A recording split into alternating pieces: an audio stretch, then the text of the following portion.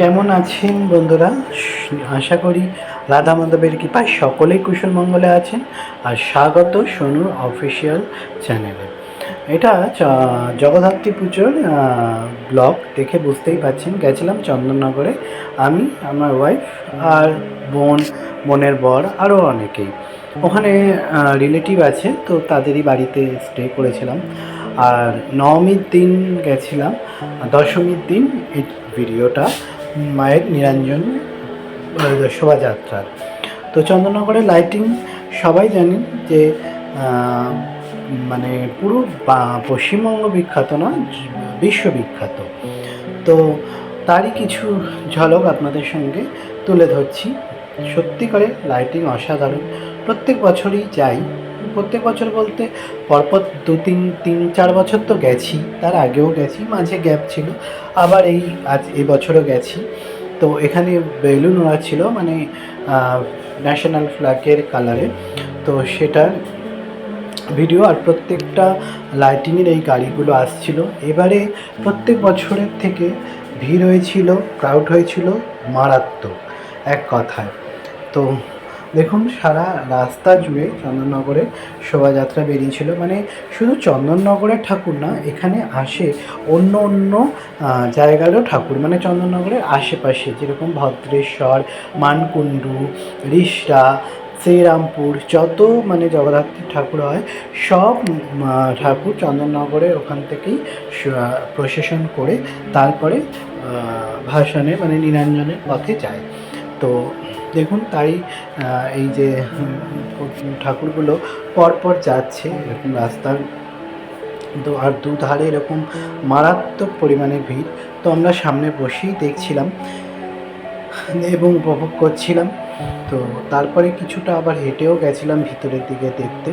তো ওখানে গিয়ে যে পরিস্থিতি পড়েছিলাম ভিড়ের মধ্যে, তো সেটা আর বলার নয়। তো যাই হোক, তার মধ্যেও আনন্দ করেছি, তার মধ্যেও মাকে দর্শন করেছি, উপভোগ করেছি, ভালো লেগেছে। প্রত্যেক বছরই যাই, আবারও যাব কষ্ট হলেও। একটা তার আলাদা সৌন্দর্য। জগদ্ধাত্রী পুজো মানে চন্দননগর। তো কৃষ্ণনগরেরও খুব ভালো হয়, তো আশা আছে যে এক বছর কৃষ্ণনগরেও যাওয়ার। তো দেখি, মা যদি টানে নিশ্চয়ই রাজবাড়ির মা দেখতে যাব, রাজা কৃষ্ণচন্দ্রের। আর জগদ্ধাত্রী পুজোর ইতিহাস তো আমরা সকলেই জানি। রাজা কৃষ্ণচন্দ্রের স্বপ্নে পাওয়া মা, সেইখান থেকেই পুজো শুরু হয়েছিল। রাজা কৃষ্ণচন্দ্রকে যখন আলিবর্দি খাঁ বন্দি করেছিলেন, তারপরে সে যখন মুক্ত হয়ে ফিরে আসছিল, তখন আমাদের শারদীয়া উৎসব, দুর্গা পুজোর শেষ দশমীর পরে মায়ের ভাসান হচ্ছিল। তো রাজা কৃষ্ণচন্দ্র দেখে মনে মনেই বলেছিল যে মাকে এবারে দশভূজা রূপে পুজো করা হয়নি। তো মা স্বপ্নে রাজাকে দর্শন দিয়েছিল যে এক রূপে নয়তো আর এক রূপে পুজো কর, দশভূজা না হয়তো চতুর্ভুজা জগদ্ধাত্রী রূপে পুজো কর। তো সেই ইতিহাস আমরা মোটামুটি সকলেই জানি। আর এখন স্মার্ট অ্যান্ড্রয়েড ফোনের দৌলতে তো সবাই জানি। তো আমিও তাই আপনাদের সঙ্গে শেয়ার করলাম। তো সেই থেকে রাজা কৃষ্ণচন্দ্র মা দশভূজাকে পুজো করেছিলেন, মা চতুর্ভুজাকে জগদ্ধাত্রী হৈমন্তী পূজা শুরু করেছিলেন এবং রূপ দিয়েছিলেন। প্রথমে ঘটে পুজো হয়েছিল, তারপরে ওখানে মায়ের রূপ দান করেছিলেন। তো সেইভাবে আস্তে আস্তে সারা বিশ্বে জগতে জগদ্ধাত্রী মায়ের পুজো হৈমন্তী রূপে শুরু হয়েছিল। মা দুর্গারই আদি শক্তিরই আর এক রূপ মহামায়ারই।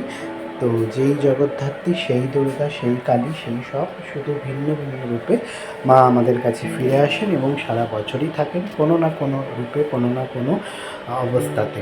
এবং প্রত্যেক অবস্থাতেই মা সবাইকে আশীর্বাদ করেন এবং বিপদ থেকে রক্ষা করেন। তো এইভাবেই মা যেন সারা জগৎ সংসারকে রক্ষা করে, মা নিজেও ভালো থাকে, সকলকে ভালো রাখে। মা হৈমন্তীর কাছে, জগদ্ধাত্রীর কাছে তাই প্রার্থনাই করি। তো সেই দেখুন, প্যান্ডেলগুলো সত্যিকারের মনোমুগ্ধকর হয়েছিল এবং লাইটিংগুলো অসাধারণ। সত্যিই চন্দননগরের লাইটিং দেখে মুগ্ধ, সত্যি জগৎ বিখ্যাত হওয়ার মতন। এবং ঠাকুরের তুলনায় তো হয় না, বিশাল বিশাল ঠাকুর, বিশাল বিশাল বিশাল। তো তো অনেকেই যায়, তো আমরাও গেছিলাম। আমি আর এবারে আমার মিসেস গেছিলো। বউয়ের এবছর প্রথম তা দেখা, ও আগে কোনো দিন দেখেনি, তো ওকে নিয়ে গেছিলাম। তো দেখুন এই যে এটা আর একটা প্রতিমা, এটা রানীঘাট আছে ওখানে, সেই রানীঘাটের ওখানেরই এটা আপনার ভিডিওটা, ওখানেই মা নিরঞ্জন হয়, তো সেইখানেই দাঁড়িয়ে ভিডিওটা করছিলাম। আর এই যে প্রত্যেকটা এরকম আগে 3-4টে করে লাইটিংয়ের গাড়ি, তারপরে ঠাকুর আসে মায়ের গাড়ি, তারপরে আবার একটা এরকম পরপর ভোর বেলা মানে 7টা-8টা পর্যন্ত চলতে থাকে। মানে এবছর দশমী পড়েছিল আপনার হচ্ছে শুক্রবার আর শনিবার দুটো মিলিয়ে। তা শনিবারেই মানে শোভাযাত্রা শুরু হয়েছিল, তো শনিবারেই গেছিলাম। আর এরকম নাম্বারিং করা থাকে 18, 19, 20 এরকম পরপর। তো শনিবারে গেছিলাম, রোববার ভোরবেলা সকালে যখন 7টা-8টার সময় আমরা ফিরছি তখনও ঠাকুর যাচ্ছে, তখনও শেষ হয়নি, এত পরিমাণে মানে ঠাকুর ওখানে চলে। ওই রাস্তা থেকে প্রত্যেকটা ঠাকুর এরকম প্রসেশন করে তারপরে আস্তে সব বিসর্জনে।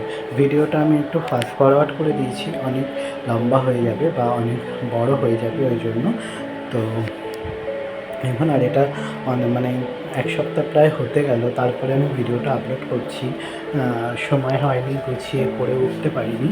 হ্যাঁ, আর খুব একটা ভালো ভিডিওর মধ্যে ভিডিও হয়নি, তাও জানাচ্ছি, তার জন্য ক্ষমা করবেন, ত্রুটি মার্জনা করে দেখবেন।